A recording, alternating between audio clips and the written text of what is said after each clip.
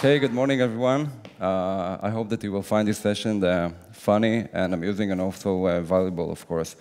So it's about innovation and creativity and how being smart and doing useless activity can increase your creativity. Go ahead. So if you can see on the presentation on the screen, there are a few, there it is. There are a few unconferences in Israel and maker places where people come together without any rigid agenda and building things together in a resourceless environment. So they are being taught together to work with less money, less budget, and they have to be creative. So we're adding lots of fun into the process and useless activity or creating useless gadgets. So at least something will be fun about it. So to start with a few examples, the Garage Geeks is the largest makers community in Israel. Today it's counting 8,000 people. This is how the place looks like. It's an open house, open garage in Hulon. Again, people come over, create games together, workshops, building devices, a maker place. Here it's a weekend of game development, and there are as well sessions. You can lecture about anything that you want, just invite people. Another conference is GeekCon. GeekCon is a 3-day conference where people form into groups, and from vision to execution, they have to build something by their own, and the day after it doesn't work, of course. Another conference example is MuseNet, where meshing up people from the music academy and people from the music industry, so you can see techno DJ collaborating with a classic composer. So that's not something you see every day. And of course, the biggest of all conferences, headed by Yossi Vardi, created by Yossi Vardi, it's KinderNet, where again, 200, 250 people come, and they are creating everything, the food, the logistics, the content inside, where people setting things on fire, although it's less, it's not allowed anymore, cooking together, bringing robots, bringing the things that they built. Lots of fun. So, excuse me. I want to start with my first example of innovation from my personal experience.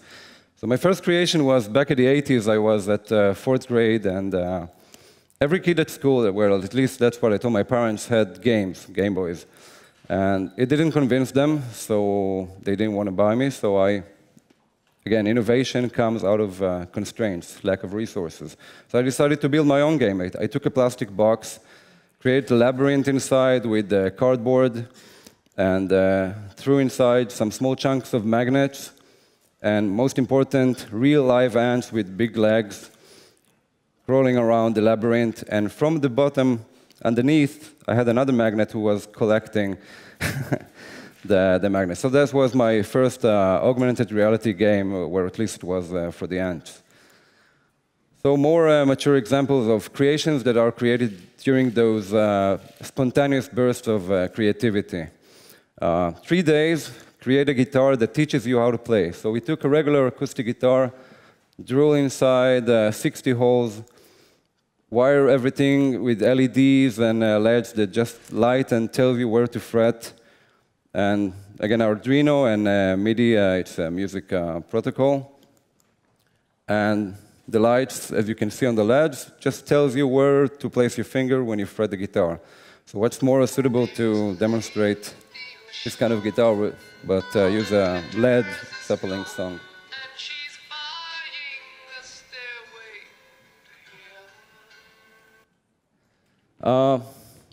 I like to mash up 3 rules of thumbs in this kind of creation. One of them is technology, the other one is games, and the third one is self-embarrassment. So you have not to take yourself too serious, because you can do it in these kind of creations.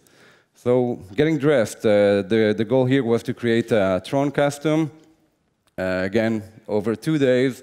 This is a helmet created using a Japanese software that you can upload a 3D model, and it gives you like an origami thing that you can fold. So that's the helmet and electroluminescent wires. It was quite a dangerous suit. And on the left, you can see the original. On the right, your humble servant embarrassing himself. Fooling around, dove shit dove. This project was set up at Kinnernet. That's quite a big dove making lots of sound, and it has a motion detection underneath. So if somebody was walking underneath it, it was spitting dove soap on top of him. So that's a dove shit dove project. Experience factors. There was like a arm war between all consoles, but we came over and created the X factor, the experience factor, which everybody knows about it nowadays. So again, in the getting dressed theme, the mission here was to create a Wii-Man superhero suit, disassembling the Wiimote, wiring everything in the suit, and again, self-embarrassment. And it was fully functional, so you could play with it. Not quite easy, but it was fun. Games. That was one of my first projects with Garage Geeks. Why play a Guitar Hero game if you can let a robot do it for you? So it's just like watching football, right? Other people are doing it for you. So we took a mannequin. Tal Halozin created the robotic arms with the solenoids. And the feed of the video was hooked in the neck of the robot, and it was detecting in real time the plates that coming over, and just clicking, clicking, clicking, and playing the guitar for you, playing the game for you. I have a small presentation of it. It was touring around. It was at Le Web and a Boston conference with Jeff Pulver.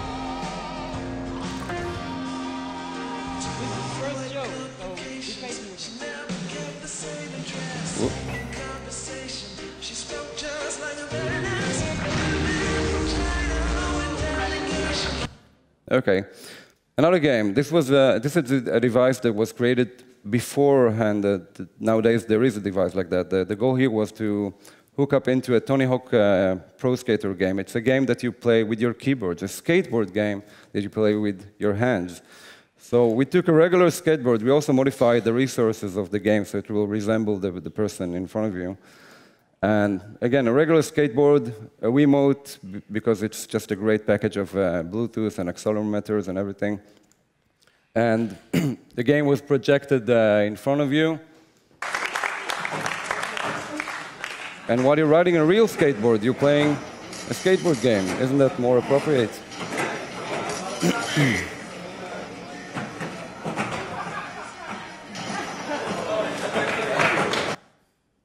Okay, another example, taking the experience furthermore. How can we help people realize how flying is? So that's the Iron Man simulator. We took a small crane, placed a person inside with wings from an unmanned aerial vehicle, so you felt like a plane. In front of you, another plane with a huge propeller just blowing tons of wind at you. So, like that. On your eyes, virtual reality glasses, so you can't see anything, just what's inside those glasses. And over there, projected Google Earth. Underneath, again, Nintendo Wiimote. No rocket science, but the experience factor here is way up. It was quite a claustrophobic experience for some people, and very thrilling. So here's how it looks.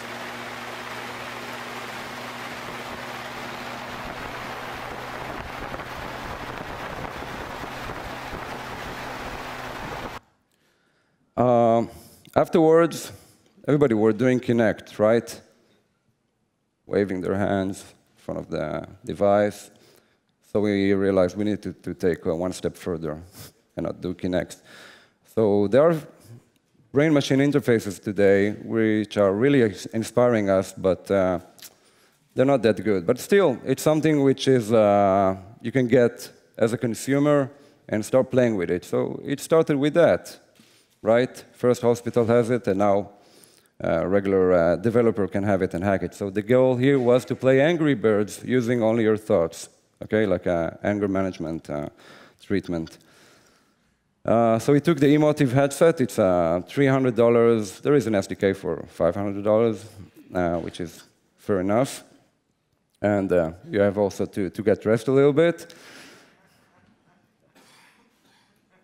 And I'm going to show you the video. So while the video is running, because it's a 1-minute video, I'm going to speak a little bit about innovation again. So innovation, everybody thinks that innovation is people flying in the air, or like in a Red Bull video, or iPhone, or everybody are so ecstatic when they think about innovation. But innovation is actually being inside a box and trying to solve a problem. Like, take this device, make it smaller, make it faster. Lots of constraints. So you have to know how to work in a resourceless environment without time, without budget. And these kind of creations that also add fun to the process, so you at least enjoy it, can teach you how to focus on the right thing and how to be creative while doing useless activities. Yeah, I finished the level. Thank you very much. Now go create something.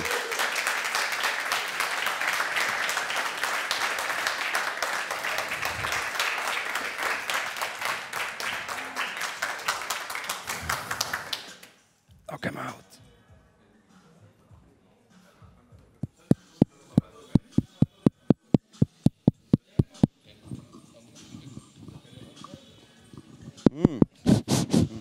אני השארתי שם, תכף אני אבין.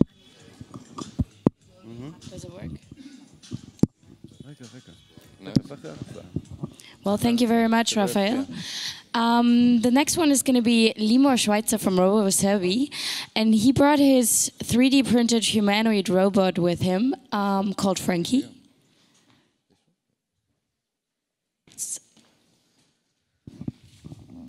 Okay, good morning. I'm going to talk to you about some of the stuff that my company RoboSavvy is doing. So basically, the company is a little Amazon for robotics equipment. We've been doing this for about 9 years, focusing on 3D printers, 3D scanners, well, in the recent couple of years. But before that, a lot of electronics, embedded computing, and sensors. The original idea that I had back in about 9 years ago was to create a robot that will fight against another robot and take the video game out of the television and into the living room. And specifically, what I was fascinated about is games like Tekken or Unreal Tournament, where you've got characters that fight against each other, and everybody is really fascinated about the idea of these robots that look like humans and fight against each other. And that was the original intention.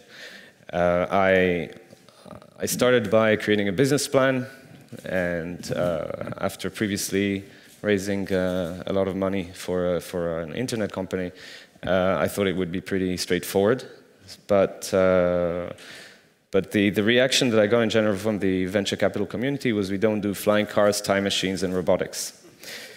So I started by doing sort of this little online store for robotics, and building a community of humanoid robot builders and researchers. And over the years, it evolved, and it's a decent business on its own, but now we're getting closer to actually making this dream come true. So the first application of humanoid robots, I'm going to talk about what I think is going to be the evolution. I think the first step will be some form of entertainment or mannequins in a shop. Eventually, there'll be the utilitarian robots everywhere around us that will do our errands for us, will clean the house, will get the coffee for us, and be nurses in the hospital. But just like in evolution, things cannot happen all at once. There needs to be intermediate stages. And the problem with robotics is that there is no yet the effect of proliferation that we've seen in mobile phones, lithium batteries, cars. There's not a commercial cycle of 6 months that pushes the industry to expand. The only customers at the moment for this kind of technology are research centers and universities. So the uses of humanoid robots are specifically either in hobby. You can see here a tournament in Japan of fighting little humanoid robots, and different kinds of humanoid robots that are used in human-robot interaction, and of course the famous DARPA, not DARPA, it's Boston Dynamics, but this is the Atlas robot that was designed by Boston Dynamics and used as a military marketing exercise, and recently acquired by Google. What is Google going to do with this? Nobody knows yet. But this is kind of the state of the art in humanoid robotics. And this kind of self-balancing or biologically inspired robotics is where everybody wants to go. And Boston Dynamics have gone as close as it gets to where things are going. So this, by the way, is owned by Google. Nobody knows what they're doing with it. So what are we doing? So we do a lot of custom projects for universities. For example, this is a humanoid robot. It's called a kid-sized humanoid robot with a lot of sophisticated computation power and ability to grasp things. And it's in development stages. It's not yet properly walking. We did a lot of other kinds of projects. For example, this one is a humanoid robot controlled by Kinect, and it's interactive. Kids love it. This was done by a customer. It's a school in Finland where they designed robot dancing and people dancing with robots. This was done this is a project we did for Channel 5 in the UK. We fought against other Japanese competitors in an underground robotic tournament. And this was the Fonzie, the dancing robot that was featured here previously, and was recently featured on Fox News. And the term coined was the twerking robot. Another type of thing that is usually done with humanoid robots is what's called human-robot interaction. This is an exercise that we did where the robot did an interaction with a person through Facebook. So he tried to recognize the person's face, and then if he didn't recognize the person's face, then he said, "Oh, do you want to be my friend on Facebook?" And there's this whole process of becoming friends on Facebook, and then getting a picture together, and getting tagged and put on his timeline. And the interesting thing here is that once you've got access to personal information, you can do magical things, so at least seemingly magical things, like you can recognize the person's favorite music and dance to that music. You know where the person has been recently, and you can say, "Oh, that's a really nice place that you've been to. I'd love to go there." And of course, once your marital status changes, if you see the person again, you can ask them out on a date. Other interesting things that we like to focus on recently is with 3D printing and robotics. This is an unprecedented opportunity to really take creativity to the next level. The advantage of 3D printing is that you can really sketch an idea and make it happen in no time, whereas previously, if you need to machine or to do molds or to do different kind of tooling, it was expensive and long time. You really have to know what you're doing. You really have to spend time planning. Whereas now you can just sort of free fall, just go flow with your ideas and do things, and then just make a 3D printed model. If it doesn't work, you do another one. This is a workshop where we teach introduction to 3D printing and robotics. And the idea is, the main theme of the workshop is that you learn how to build a robotic kit, a little wheeled robot.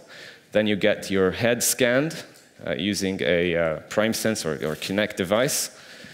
The head, then you learn how to cut the head and the mesh of the heads, and then fit a hole into your little head, then 3D print the head, mount it onto the robot, and you've got like a mini me that can actually sketch your name on a piece of paper.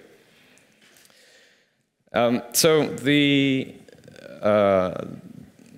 recent thing that we're exploring is 3D printed humanoid robots, which is really quite a tough challenge. The reason being that structurally, the 3D printed material is not that consistent or that tough to be able to sustain the hardship of walking and running or moving or doing dramatic motions.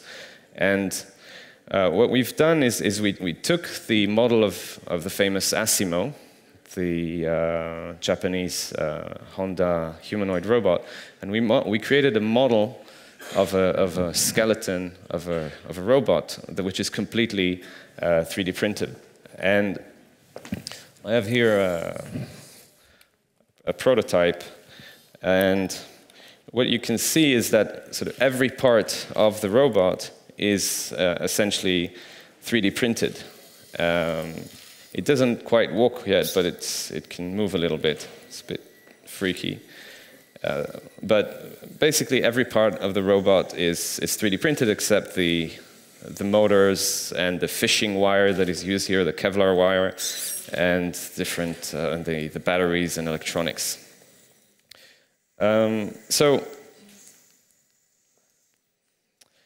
the next step of this exercise was to launch a competition. We worked with a company called GrabCAD, which is a big website for engineers where they show off their CAD creation.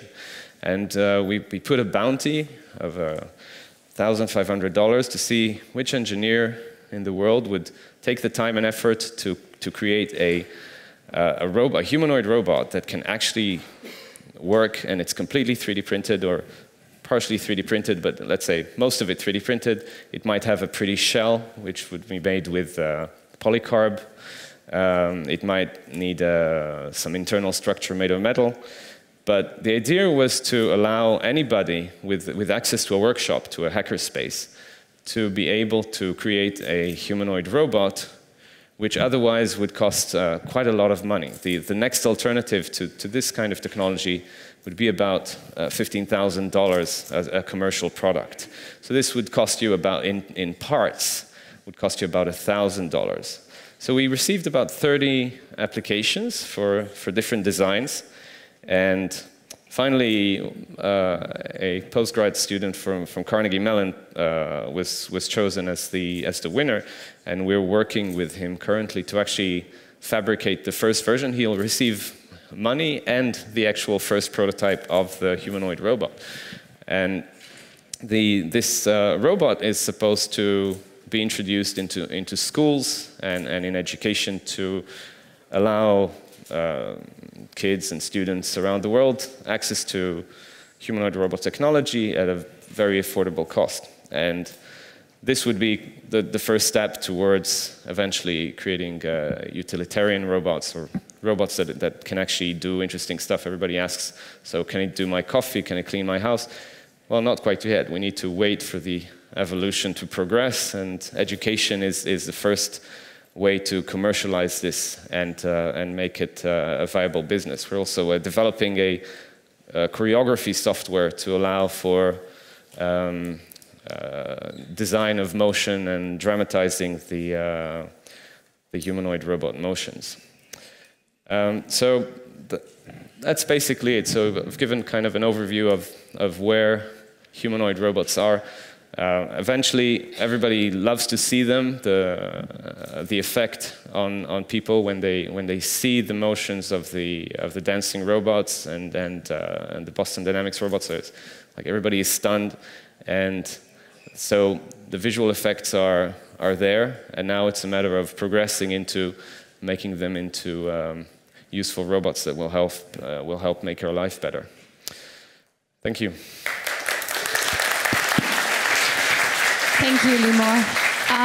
The next one coming up is Sergei Lupashin with the photo kite. I already saw you yesterday playing around with it and tiring many, many people.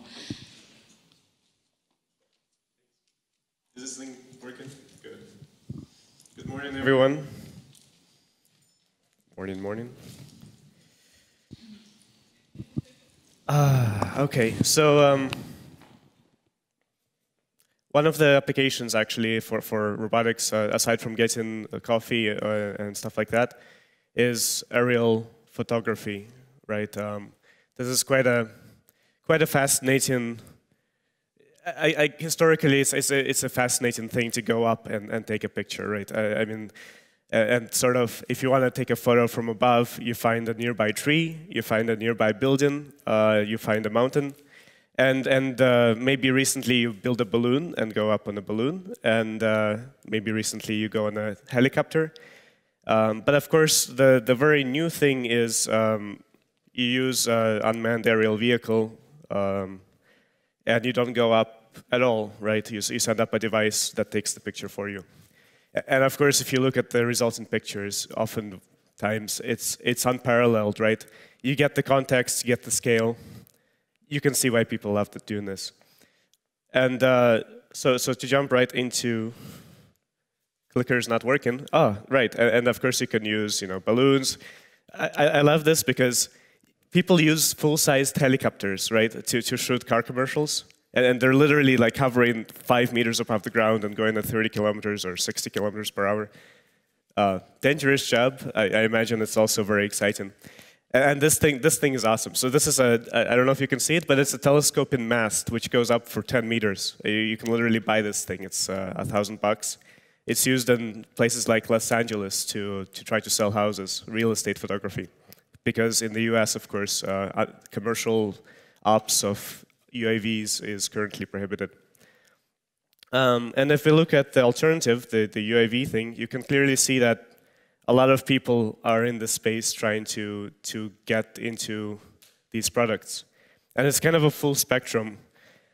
These are just some selections. The point here is that it's a spectrum kind of from toys, something like this. So this is a 50 € ladybird, 35 grams. Pretty awesome, right? All the way to kind of domesticated weapons almost, right?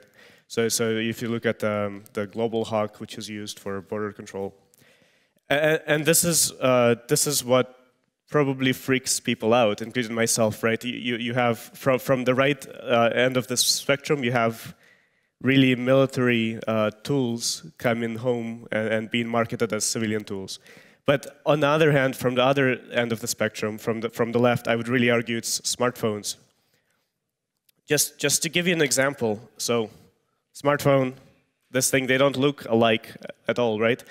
But Parrot, for example, before they made the AR drone, right? They made Bluetooth accessories, and if you really deconstruct, for example, the AR drone, you'll find that the battery technology, the processing technology, the camera chips, even the manufacturing processes and the supply chains, they're sometimes just identical. It's the same parts, just in a different order. Of course, smartphones usually don't have propellers yet, right? And this is really fascinating because you get kind of this spectrum of very different forcing functions, and sometimes you get hybrids as well. So in the middle, you get essentially flying smartphones, which are pretending to be somehow military or military-grade technology. But the problem with all of these is that at the end of the day, there is this operator, and there's a remote control device. And this just opens up a whole bunch of regulations, legal questions, also privacy. And at the end of the day, you also have to actually take the controller and learn how to use it. I don't know if how many people here have flown something like this? Okay, so how many people have crashed something like this? How many people have destroyed something like this? See, it's very simple. So if you have this controller, it seems like a small barrier to take out your smartphone, and they try to make, there's so much effort that goes into making this very simple, right? The Parrot app, you take out your smartphone, you press a button, it takes off, and yet once you actually try to use this for in a relatively complex situation, never mind firefighting or journalism, where it's really truly a chaotic place, things go wrong very quickly. So the point is that there have to be alternatives, and to kind of get inspired about that, we can take a look at, I think one cool thing to do is to take a look at where the word drone comes from very quickly. This is kind of cool. Remote-controlled aircraft have been around for a while, pretty much a century now. But this one in particular, it's a biplane called the Queen Bee. Around 440 of them were made for the Royal Air Force in the 1930s.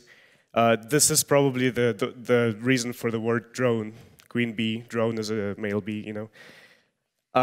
And actually, if you look closely at this picture, not much has changed from there versus today.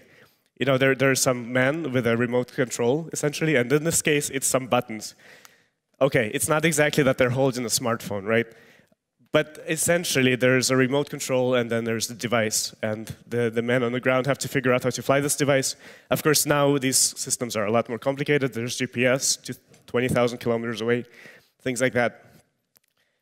And I think the innovation here is that, well, what if we try to get rid of the remote control? And try to think about how can we approach that problem of something usable without having to hold something in our hands and then figure out some joysticks. And some of you have seen this thing already, but one way to solve this is with a tether. This is literally a dog leash. Small dog, very important. Don't want a big dog. But the point is, there's a string connecting the operator, me, to the vehicle. And in this case, the vehicle itself holds a GoPro, so it's kind of a generic imaging payload. You could fly any other camera just as well.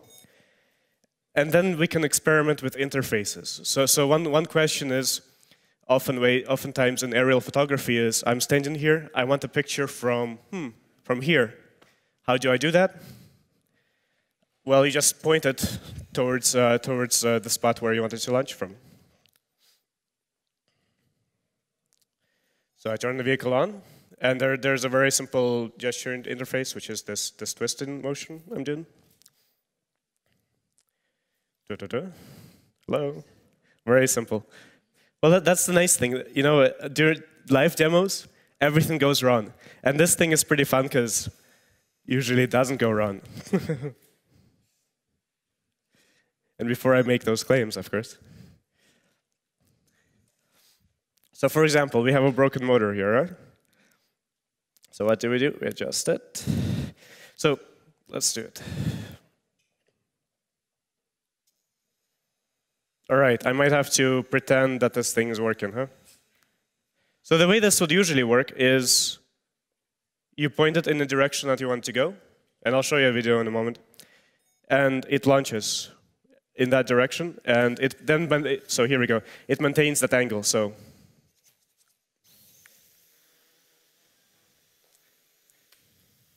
Live demos are hard, okay?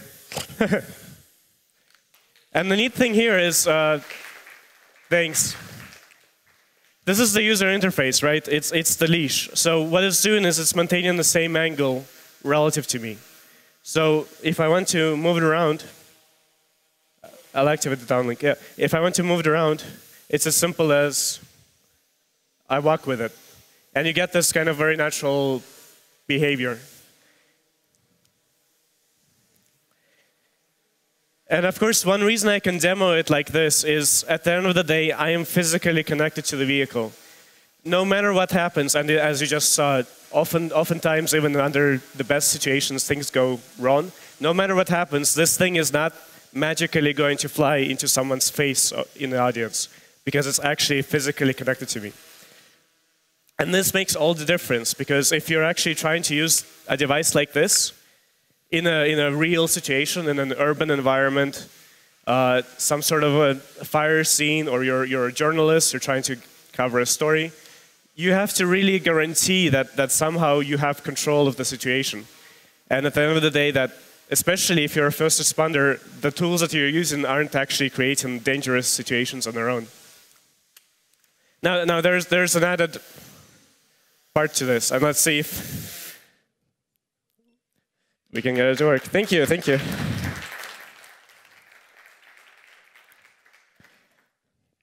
So, as long as you're flying a camera, right, you should probably be able to somehow see the picture and point it and do things like that. So there is a HD downlink, and let me do some cable management here, because, yep. So here we have a display unit, and again, the point is to get rid of a remote, but it's also good to see a picture. And the point is that without the remote, we can get to this point already where we're flying, and that's kind of much of the problem. And on top of that, we can build more sophisticated systems, like for example, what you're about to see here. So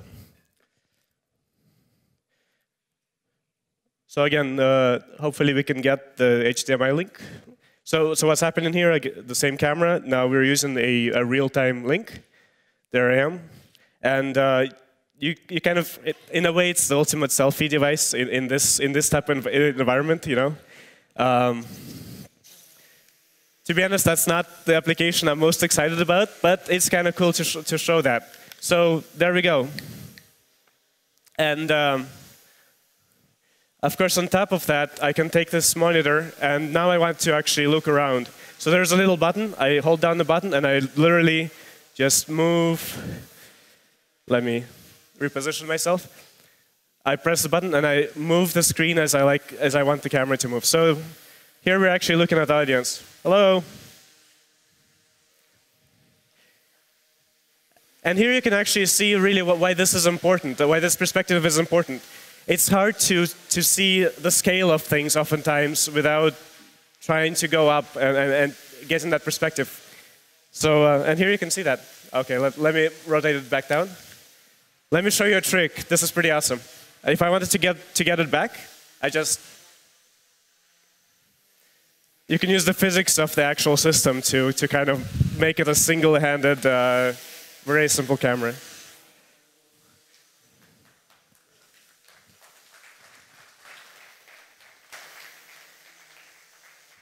Thank you, thank you. So there is a roof here, so I don't know what to do about that. I can't really go higher, but I can show you a video. So the nice thing is that, okay, right, this is just 5 meters away. You can launch it also 50 meters high or 100 meters high. And for example, this was taken in Tokyo. So you just travel with a box, and whenever you have a chance, you launch it. And especially when you have a nice scene to capture. So you can see, there are tiny people down there walking around. But another fun thing is, of course, sports and kind of the more consumer aspect of this. This is a truly personal flying camera. So for example, here Claudia is sledding with this thing. She's just holding the rope. This is the raw footage from on board the flying device. And you can kind of see the appeal here, right? It's a very unique kind of perspective.